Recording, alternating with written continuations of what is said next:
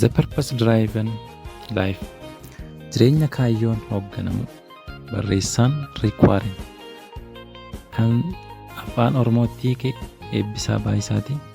Kan sagaleesse Yoosef Tamasgen. Boqonnaa 3. Jireenya kee maaltu hoogganaa? Har'a gaasa kana olii wajjin ilaallaa. Boqonnaa 3 yookiin kutaa 3ffaa. Jireenya kee maaltu hoogganaa jedha. Wanti namni itti dadhabee harka tolinaan hojjetu hundinuu nama keessatti hinaaffaa akka kaasu nan arge.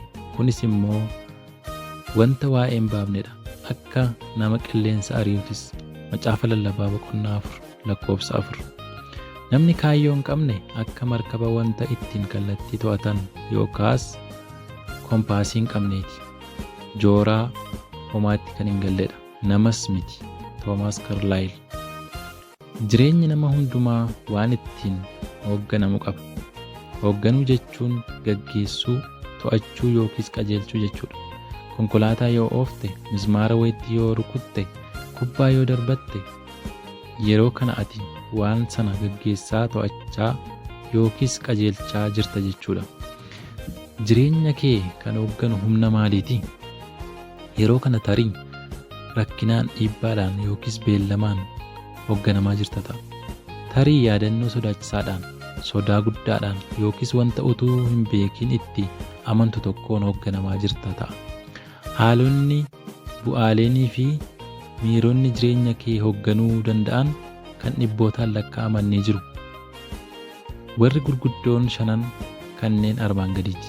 1ffaa, namoonni hedduun miira yakkamtummaadhaan hoogganamu. Isaan guutummaa bara jireenya isaanii gaabbii fi yeelloo jalaa dhokachuuf fiigu. Namoonni yakkamtummaadhaan hoogganaman yaadannoodhaan kan miidhamanidha. Yeroon isaanii inni darbe yeroo isaanii isa dhufu akka to'atu eeyyamu. Yeroo hedduu utuu itti yaadiin milkaa'ina isaanii of jalaa balleessuudhaan of adabu. Qaayin yeroo yakki isaa argamuu Waaqayyoo irraa addaan isa baase. Waaqayyo akkanatti jedhe, lafa yeroo qottu deebi'ee midhaan siif hin baasu. Biyya lafa irrattis nama jooraa, nama lafa dhaqu hin qabnes hin taata. Uumama boqonnaa 4:12. Har'as sun namoota hedduu ibsa. Jireenya kaayyoo hin qabne jiraachuu jechuudha. Nuti bu'aa jireenya keenyaa isa darbeeti, garuu isa keessatti hidhamuu hin qabnu. Kaayyoon Waaqayyo yeroo kee isa darbeen hin daangeffamu. Kaayyoon Waaqayyo yeroo kee isa darbeen hin daangeffamu. Lubbuu ajjeesaa isa ture Musee gaggeessaa guddaatti jijjiireera. Akkasumas namicha sodaataa Geediyoon jedhamu goota beekamaa taasiseera. Jireenya keessaaf irrattis inni wanta ajaa'ibsiisaa raawwachuu ni danda'a. Waaqayyo namootaaf jalqaba haaraa kennuun amala isaati. Macaafni qulqulluun dhimma kana ilaalchisee akkana jedha. Namni irra daddarbaan isaa dhiifameef, cubbuun isaas deebi'ee akka hin argamne godhameef haa gammadu. Macaafa Faarfannaa boqonnaa 32:1. 2ffaa, namoonni hedduun haaloo fi aariidhaan hoogganamu. Isaan wanta isaan irraa ga'e sana dhiisuu mannaa qabatanii taa'u. Dhiifama gochuudhaan miidhama isaanii of keessaa baasuu dhiisuun deddeebi'anii sammuu isaanii keessatti yaadatu. Namoonni haaloo qabatan tokko tokko aarii isaanii callisanii of keessatti qabatanii taa'u. Isaan kaan immoo aarii isaanii baasanii namoota biraa irratti baannatu. Deebiiwwan kun lachuu nagaa kan hin laannee fi kan nama hin gargaarredha. Haaloo qabachuun namicha si miidhe sana caalaa siin miidha. Namni sitti balleesse sun balleessaa isaa irraanfatee jireenya isaa itti fufeera ta'a. Ati garuu wanta darbe keessa deddeebitee yaaduun itti miidhamta. Na dhaga'i. Bifa haaloon yoo ati isa darbee qabattee itti miidhamte malee namoonni kanaan dura si miidhan amma itti fufanii si miidhuu hin danda'an. Yeroon kee inni darbeera. Homtuu isa jijjiiruu hin danda'u. Ati hadhaa'ummaa keetiin ofii kee qofaa miidhaa jirta. Ofii keef jedhii irraa baradhu. Dhiisis. Macaafni qulqulluun akkana jedha. Nama gowwaa aariitu ajjeesa, isa wallaalaas hinaaffaatu du'atti fida. Macaafa Iyyoob boqonnaa 5:2. Sadaffaa, namoonni hedduun sodaadhaan hoogganamu. Sodaan isaanii tarii dhiphina yeroo darbe isaan mudate hawwii qabatamaa hin taane eeggachuu isaanii, mana to'annaan akka malee itti cimu keessatti guddachuu isaanii, yookiin sanyiidhaan warra irraa kan dhaalan irraa kan dhufe ta'uu danda'a. Sababni isaanii kamillee yoo ta'e, namoonni sodaadhaan hoogganaman wantoota wallaansoo qabuu waan sodaataniif carraa gurguddaa of dhabsiisu. Ija jabinaan sodaa isaanii mo'achuu mannaa haaluma keessa jiran keessa nagaan jiraachuu barbaadu.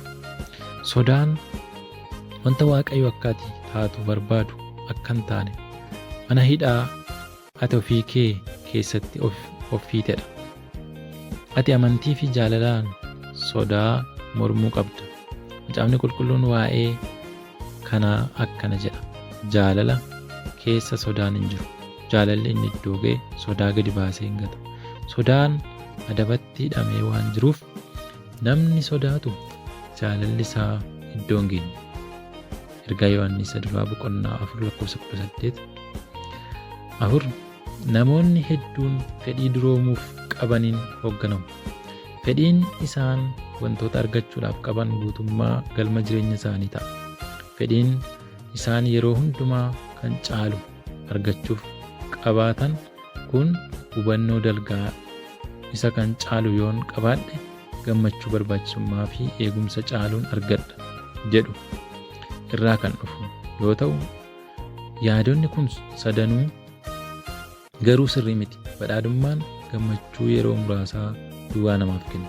Wantoonni waan hin jijjiiramneef nuti suuta suutaan isaan jibbuudhaan wanta haaraa guddaa fi fooyya'aa ta'e barbaadu eegalla. Jechamni qabatamaa hin taane kan biraa tokkos ni jira. Kan caalu yoon qabaadhe kan caaluun barbaadama. Gatiin nuti ofii keenyaaf laannu gatii keenya isa sirrii wajjin tokko miti. Gatii kee qabeenya kee warra gati jabeeyyiin hin murtaa'u. Gatiin kee qabeenya kee warra gati jabeeyyiin hin murtaa'u. Waaqayyo jireenya keessatti wantoonni hundumaa caalaa gati jabeeyyii ta'an wantoota miti jedha. Maallaqa ilaalchisee ilaalchi dogoggoraa jiru inni guddaan tokko immoo baay'ee qabaachuun haalaan akkan eegamu na taasisa isa jedhudha. Sun hin ta'u. Sababoota to'atamuu hin dandeenye hedduudhaan qabeenyi yeroo gabaabaatti baduu danda'a. Eegumsi dhugaan kan argamu bakka si jalaa fudhatamuu hin dandeenyetti, innis hariirooti Waaqayyo wajjin qabdudha. Shanaffaan, namoonni hedduun fudhatama qabaachuuf fedha qabaniin hoogganamu. Wantoonni maatiin isaanii yookiis hiriyaan gaa'ela isaanii yookiis ijoolleen isaanii yookiis barsiisonni isaanii yookiis hiriyoonni isaanii isaan irraa eegan jireenya isaanii akka to'atan eeyyamuuf. Ga'eessonni hedduun ammallee maatii isaanii biratti fudhatama argachuuf yaalii gochaa jiru. Isaan kaan dhiibbaa hiriyummaadhaan oofamu. Yeroo hundumaa wanta namoonni biraan aadanitti dhiphatu. Haala nama dhibuun namoonni gurmuu hordofan yeroo hundumaa gurmuu sana keessa badu. Namoonni gurmuu hordofan yeroo hundumaa gurmuu sana keessa badu. Furtuuwwan milkaa'inaa hundumaa hin beeku. Garuu furtuun gara kufaatitti geessu inni tokko namoota hundumaa gammachiisuuf yaaluudha. Yaada namootaan hoogganamuun karaa ati ittiin kaayyoo Waaqayyoo jireenya keef qabu ittiin of dhabsiistu. Yesuus akkana jedha. Eenyullee gooftolii lamaaf hojjechuu hin danda'u. Isa tokko jibbee isa kaan jaallachuu, isa tokkoof of kennee isa kaan tuffachuudha malee. Isinis akkasuma Waaqayyoof horiidhaaf hojjechuu hin dandeessan. Maatewos 6:4. Humnoonni jireenya kee hoogganuu danda'an kanneen biraanis ni jiru.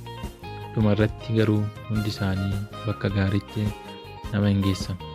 Dandeettii dhimma ittiin ba'amne, dhiphina sammuu kan hin barbaachifnee fi jireenya fiixaan hin baafanne fa'aa ta'uu danda'u. Deemsi guyyoota 40 kun attamitti akka ati jireenya kaayyoon hoogganamuu jechuun jireenya kaayyoo Waaqayyoon gaggeeffamu, to'atamuu fi qajeelfamuu jiraachuu akka dandeessu si argisiisa. Kaayyoowwan Waaqayyo jireenya keef qabu hubachuu caalaa wanti dhimma siif baasu hin jiru. Isaan beekuu dhabuu kee wanti bakka siif buusu hin jiru. Milkaa'inni, badhaadhummaan, qabeenyii fi gammachuun sana bakka siif bu'uu hin danda'an. Kaayyoon qabu yoo ta'e jireenyi sochii hiika hin qabne, hojii kallattii hin qabnee fi taateewwan sababa hin qabnedha.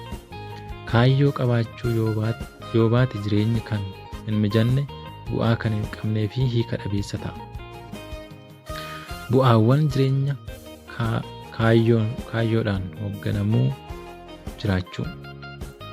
Amma bu'aawwan jireenya kaayyoodhaan hoogganamuu jiraachuu isa dhoole wajjin ilaalla. Jireenya kaayyoodhaan hoogganamuu jiraachuun bu'aalee gurguddoo 5 qaba. Tokkoffaa, kaayyoo kee beekuun jireenya keef hiika kenna.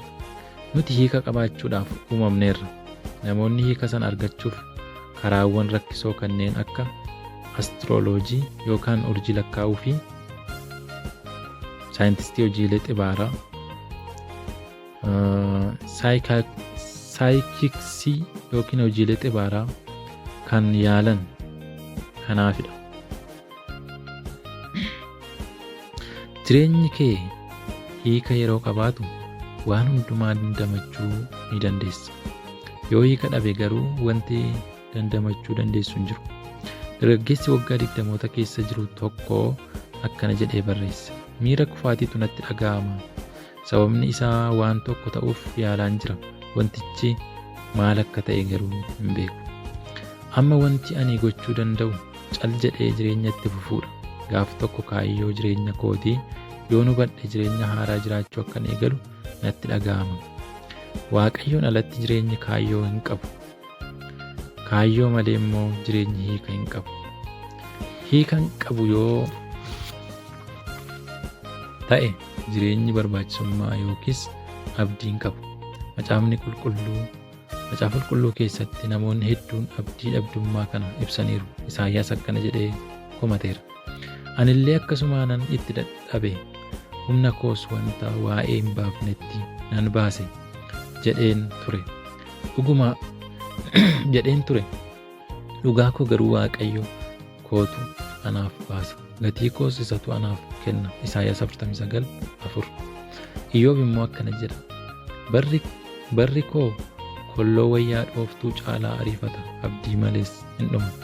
Iyyoob 7:6. Akkasumas jireenya koo nan jibbe. Ani bara baraan as hin jiraadhu. Barri jireenya koo akkuma qilleensaa shuuf jedhuuti hoo. Kottuu na dhiisi. Iyyoob 7:16. Wanti hunda caalaa nama gaddisiisu du'a utuu hin taane jireenya kaayyoo hin qabnedha. Abdiin jireenya keef akkuma qilleensaa fi bishaanii barbaachisaadha. Jiraachuuf abdii si barbaachisa. Dr. Bernee Segel, umuriin kee waggaa 100 hamma guutuutti jiraachuu ni barbaaddaa? Gaaffii jedhu keessaa kamtu fayyoo akka danda'u tilmaamuu irraan deebi'a. Dr. Bernee Segel, umuriin kee waggaa 100 hamma guutuutti jiraachuu ni dandeessaa? Jiraachuu ni barbaaddaa? Gaaffii jedhu gaafachuudhaan dhukkubsattoota kaanserii dhukkubsatan keessaa kamtu fayyuu akka danda'u tilmaamamuu danda'a ture. Namoonni kaayyoo jireenyaa gad fagoo qaban eeyyee jedhanii deebisu. Isaan warra fayyuuf carraa guddaa qabanidha. Abdiin kaayyoo qabaachuurraa dhufa. Miirri abdii dhabdummaa yoo sitti dhaga'ame dhaabadhuutiitti yaadi. Kaayyoodhaan jiraachuu yommuu jalqabdu jijjiiramaawwan ajaa'ibsiisoon jireenya kee keessatti mul'achuu jalqabu. Waaqayyo akkana jedha, yaada ani isiniif yaade anuma duwwaatu beeka. Innis yaada nagaa fi yaada wanta isin gara fuulduraatti eeggattan isiniif raawwachuuti malee yaada isin balleessu miti. Ermiyaas 29:11. Haala hin danda'amne keessa waan jirtu sitti fakkaachuu danda'a. Macaafni qulqulluun garuu akkana jedha, inni humna isaa isa nu keessatti hojjetu wanta nuti kadhannuu fi wanta nuyi yaaduu dandeenyu hundumaarra safara malee caalchisee gochuu ni danda'a. Lammaffaan kaayyoo kee beekuun jireenya siif salphisa. Maal hojjechuu akka qabduu fi maal hojjechuu akka hin qabne siif ibsa. Kaayyoon kee hojiiwwan isaan kam barbaachisoo akka ta'anii fi kamtu barbaachisoo akka hin taane kan ittiin madaaltu siif ta'a. Salphaadhumatti akkana jettee of gaafatta, hojiin kun kaayyoowwan Waaqayyoo jireenya koof qabu keessaa isa tokko fiixaan baasuuf na gargaaraa? Kaayyoo ifa ta'e qabaachuu yoo baatte hundee irratti murteessitu, yeroo dabarsituu fi qabeenya kee fayyadamtu hin qabaattu. Yoo akkana ta'e ati haalota dhibbaawwanii fi miira yeroo sanaa keessa jirtu irratti hundaa'uun murtoo murteessita. Namoonni kaayyoo isaanii hin beekne waan baay'ee hojjechuu yaalu. Sun immoo dhiphina sammuu, dadhabbii fi mormii isaanitti fida. Wanta namoonni akka ati hojjettu barbaadan hundumaa hojjechuu hin dandeessu.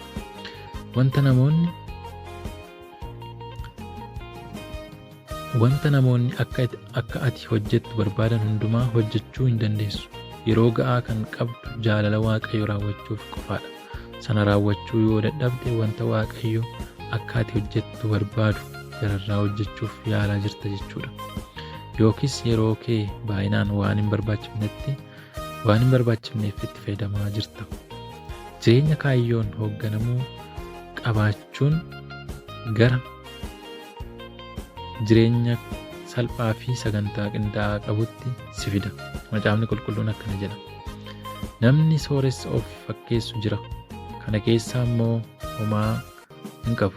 Namni hiyyeessa of fakkeessu jira, kana keessaa immoo badhaadhaadha. Fakkeenya 13:7. Akkasumas nagaa sammuu siif kenna. Isa garaan isaa cimsee si amanatu sababii inni sitti of kennatuuf ati nagaa guutuudhaan in eegda. Isaayyaas 26:3. Sadaffaa, kaayyoo kee beekuun jireenya kee siif fuulleffachiisa, walitti siif qaba. Yaalii fi humna kee wanta barbaachisaaf akka oolchitu si taasisa.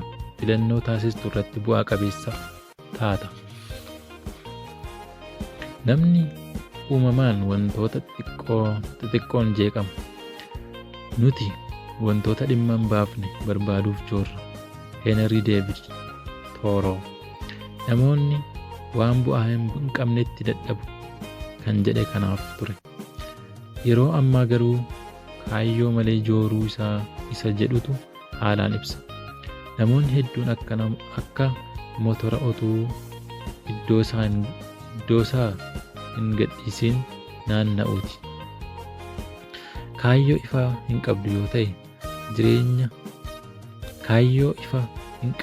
ta'e yeroo hundumaa kallattii jireenya keetii, hojiiwwan, hariiroowwanii fi waldoota kiristaanaa jijjiirta.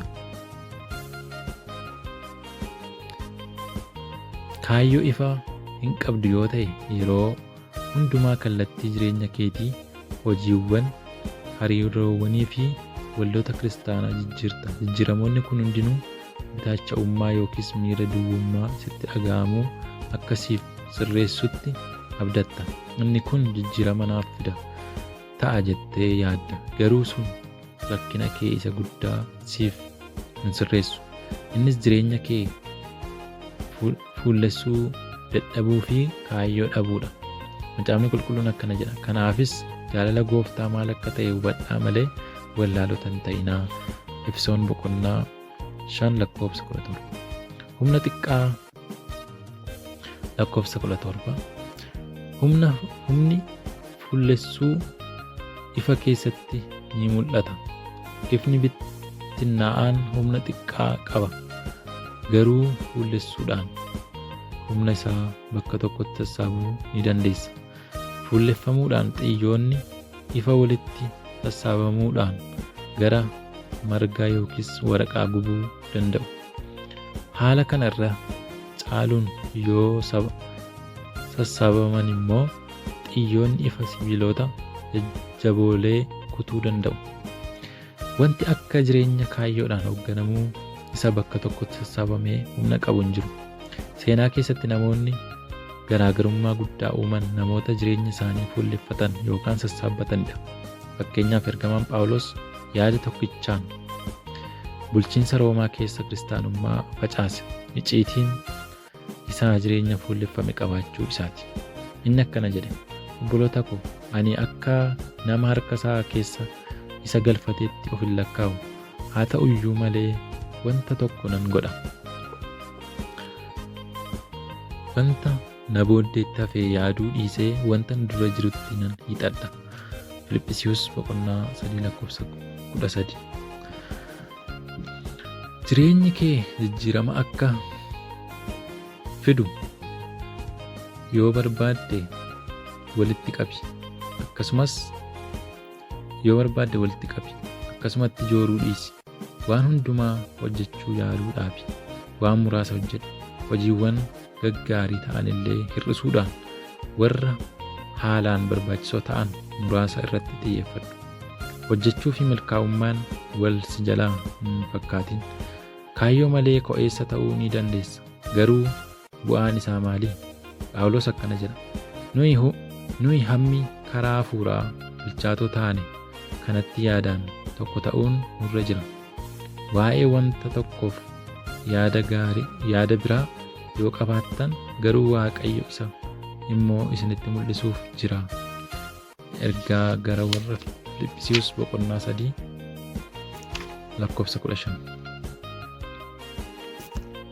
Afuraffaan, kaayyoo kee beekuun jireenya kee jabeessa yookaan kakaasa. Kaayyoon yeroo hundumaa jabaatanii hojjechuu nama dandeessisa. Kaayyoo ifa ta'e caalaa wanti nama jabeessu hin jiru. Gama biraan yommuu kaayyoo dhabdu jabinni kee si dhiisa. Siree keessaa ka'uun illee hojii ulfaataa sitti ta'a. Hojii hiika hin qabne hojjetta, ni ko'ommatta, gammachuu kees ni dhabda. Joorji Bernaand Shaw akkana jedhee barreesse: kun gammachuu jireenya isa dhugaadha. Yeroo hundumaa kan waakkattu ofittoo fi namni hundinuu akka daa'imaatti naa kunuunsu hin jedhin. Kaayyoodhaan hoogganamuu kee irraa kan ka'e iddoon ati ofii keef qabdu guddaa haa ta'u. Shanaffaan, kaayyoo kee beekuun yeroo bara baraa siif qopheessa. Namoonni hedduun lafa kanarratti wanta qabatamaa bara baraan jiraatu hojjetanii darbuuf otuu itti dadhabanii bara isaanii dabarsu. Namoonni hedduun lafa kanarratti wanta qabatamaa bara baraan jiraatu hojjetanii darbuuf otuu itti dadhabanii bara isaanii dabarsu. Isaan erga darbanii booda yaadatamuu barbaadu. Wanti baay'ee barbaachisaan garuu wanta namoonni waa'ee jireenya keef jedhan utuu hin taane wanta Waaqayyo jedhudha.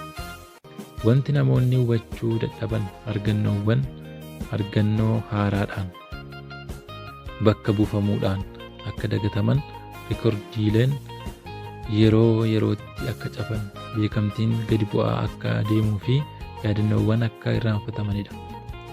Yeroo barataa kolleejjii ture galmii Jeems Doobson shaampiyoona teenisii mana barumsichaa ta'uu ture. Badhaasaawwan geeba inni badhaafame kuusaa badhaasa kolleejjichaa keessaa kabajaan yommuu ol kaa'aman ulfinatu isatti dhaga'ame. Gamoon mana barumsichaa yommuu haareffamu geemni isaa kan argame kuusaa xuraawaa keessatti gatamee ture. Jeems geeba gatame sana erga fudhatee booda akkana jedhe, yeroo murtaa'e booda geemni keessanis kuusaa xuraawaa nama biraa keessatti argamuuf jira. Wanti qabatamaa biyya lafaa kanarratti hafuu hojjechuuf jiraachuun galma gabaabaadha. Yeroo ofitti ogummaan fayyadamuun garuu qabeenya bara baraa ijaaruudha. Biyya lafaa kanarra kan kaa'amte akka yaadatamtuuf hin turre. Ati yeroo isa bara baraa of qopheessuudhaaf kaa'amte. Gaaf tokko fuula Waaqayyoo dura ni dhaabbatta. Jireenya bara baraatti galuu kee dura inni shallaggii jireenya keetii hojjeta. Qormaata isa dhumaa si qora. Macaafni qulqulluun akkana jedha. Hundumti keenya barcuma firdii dura dhaabbachuuf jirra. Kanaaf nu keessaa hundumtinuu adda addaan waan godhe sababii isaa wajjin Waaqayyotti himuuf jira. Roomee 14:10.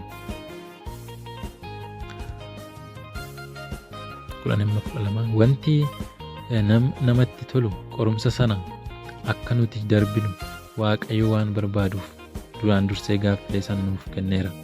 Waaqayyo gaaffilee haalaan barbaachisoo ta'an 2 akka nu gaafatu macaafa qulqulluu irraa hubachuu ni dandeenya. Inni jalqabaa, ilma koo Yesuus Kiristoosiin attam gootee kan jedhudha. Waaqayyo dhaabbata amantaa isa kam keessa akka turtee fi yaadota doktiriinii adda addaaf qabdu sin gaafatu. Wanti baay'ee barbaachisaan tokkichi hojii Yesuus siif hojjete fudhattee isa jaallachuu fi amanachuu barteetta isa jedhudha. Yesuus akkana jedhe, karichi dhugaan jireenyi anaan yoo ta'e malee eenyu iyyuu gara Abbaa hin dhufu. Yohaannis 14:6. Inni lammaffaan, wanta ani siif kenneen maal hojjette kan jedhudha. Jireenya keetiin kennaa siif kennameen dandeettiiwwan addaa qabduun carraawwan humna hariiroowwanii fi qabeenya Waaqayyo siif kenneen maal hojjette? Ati dhimma mataa keetii duwwaaf itti fayyadamte moo kaayyoo Waaqayyo si uumeef itti galma geesse? Galmi kitaaba kanaa gaaffilee kana lamaaniif si qopheessuudha. Gaaffiin inni jalqabaa yeroo kee bara baraa keessatti gaaffiin inni jalqabaa yeroo kee isa bara baraa eessatti akka dabarsitu murteessa. Gaaffiin inni lammaffaan immoo yeroo bara baraa keessatti maal akka gootu murteessa. Kitaaba kana dubbistee yommuu xumurtu gaaffilee lachuu deebisuuf qophaa'aa taata. Guyyaa 3 waa'ee kaayyoo koo yaaduu. Qabxiitti yaadamuu qabu. Kaayyoon jiraachuun daandii gara nagaatti geessudha. Luqqisi yaadatamu isa garaan isaa cimsee si amanatu sababii inni sitti of kennatuuf ati nagaa guutuudhaan in eegda. Isaayaas 26:3. Gaaffii irratti xiyyeeffatamuu qabu. Wanta maatii fi hiriyoonni koo jedhan keessaa jireenya koo kan hoogganu maali? Ani maal akka inni ta'uun barbaada? Galatoomuu.